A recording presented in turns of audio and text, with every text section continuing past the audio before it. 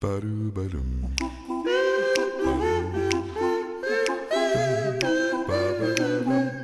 Bam. Cette semaine, je vais vous emmener au cinéma. Mais avant toute chose, je reçois Patrice. Bonjour Patrice. Bertrand, bonjour. Ta sélection de la semaine, c'est entre le monde de la littérature et le monde du cinéma.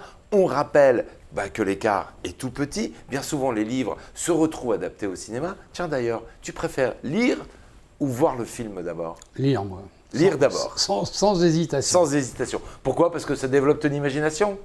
Ouais, parce que c'est plus simple, c'est plus facile, puis c'est ma passion. Alors, Oui, mais c'est pour ça que tu es là. Hein. Voilà. Alors, on va partir à la rencontre d'un scénariste, d'un réalisateur et aussi un écrivain américain. Et juste pour la petite histoire, il a quand même obtenu l'Oscar du scénario le plus original, un scénario adapté. Bravo à lui. Hein.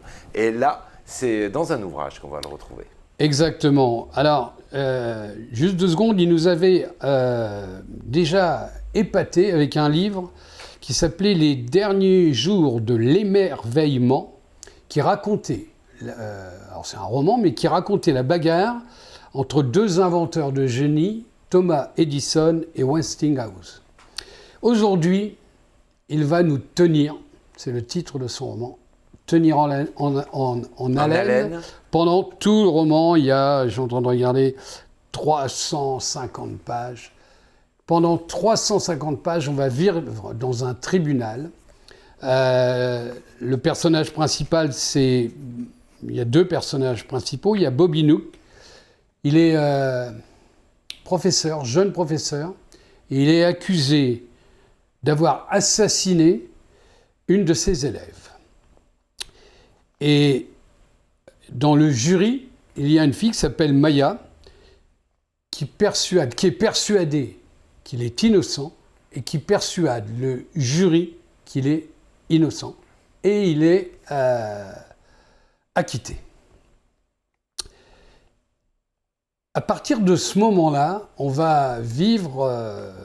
alors on vit entre le procès avec les jurés à l'époque du procès, et puis on vit dans la vie actuelle parce qu'il y a une chaîne de télé qui a décidé de faire une reconstitution en invitant les 20, je crois qu'ils sont une vingtaine, les 20 jurés, à se retrouver donc 10 ans après, pour parler de...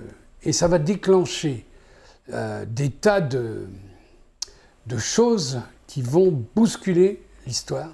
On va aller de rebondissement en rebondissement. C'est difficile de parler de ce livre parce que on peut rien dévoiler. Dire, voilà, rien dire qui changerait là. L'objectif, c'est pas de raconter le livre, c'est d'en donner envie. Alors, Maya, elle est devenue avocate. Donc, elle était jurée. Elle a fait elle a influencé les membres du jury pour qu'ils acquittent Bobby. Et aujourd'hui, elle est avocate. Et donc, elle se retrouve avec tous les jurés, et il y a un juré qui est tué.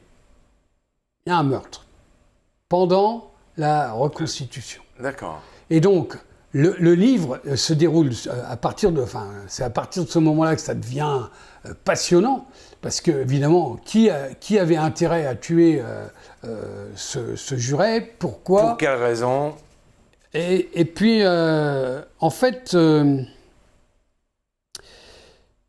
il y a des allers-retours incessants entre le procès et la reconstitution, et puis aussi la recherche, puisqu'il a disparu, Bobby, on ne le retrouve pas. Et donc, Maya, elle a une énergie folle et elle va nous entraîner à la poursuite de Bobby. Et le livre, quand on croit que c'est fini, ça repart sur quelque chose parce que je peux pas... C'est le principe même de ces scénaristes, en fait. Oui, non, mais là, on retrouve la touche, la patte de l'écriture du scénariste qui sait vous tenir en haleine. À chaque fois, j'ai eu l'impression que voilà, ça y est, voilà le déroulement, j'ai compris la fin. Et puis 4 pages plus loin, non, il y a quelque chose qui s'est produit et qui empêche que ce soit cette version-là. Et la version de finale elle est incroyable.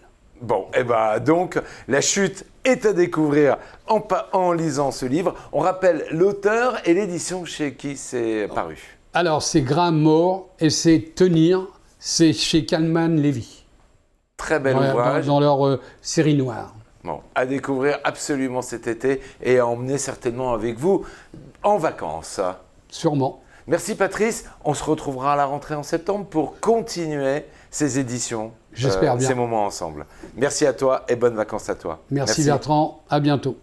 Ba-doo-ba-doom.